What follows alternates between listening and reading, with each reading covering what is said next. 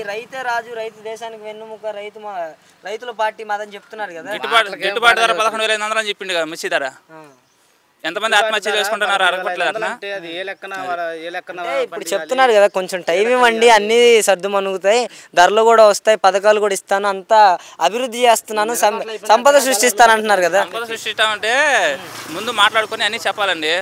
ఇప్పుడు జగన్ కూడా ఎక్కాడు, 6 నెలలకు చేశాడు, 5 నెలలకు చేసినాడు, వచ్చినాక మళ్ళీ లాక్డౌన్ పడుతుంది. కరోనా 2-3 సంవత్సరాలు పడినా కానీ నాయపడే పథకాలు కానీ ఏం ఆపలేదు కదా. అన్నీ ఇచ్చాడు, మాట నిలబెట్టుకున్నాడు.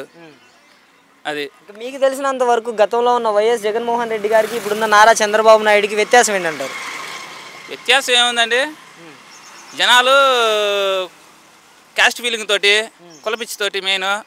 తర్వాత వచ్చేసి ఈ పరిపాలన 10 సంవత్సరాలు చూసాము, ఆ పరిపాలన కూడా చూద్దాము. ముగ్గురు కూటమి అయ్యారు కదా, ఇంకా గ్రాండ్గా ఉంటుందేమో అని చెప్పేసి, ఇంకా అభివృద్ధి ఎక్కువ అవుతామో అని చెప్పేసి.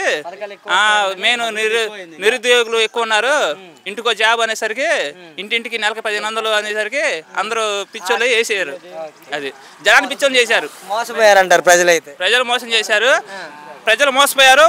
మెయిన్ నాయకుడిని మోసం చేశారు, జగన్ గారిని మోసం చేయబట్టి వీళ్ళు మోసపోయారు. వీళ్ళు కూడా ఇప్పుడు మోసం అనుభవిస్తున్నారు. అది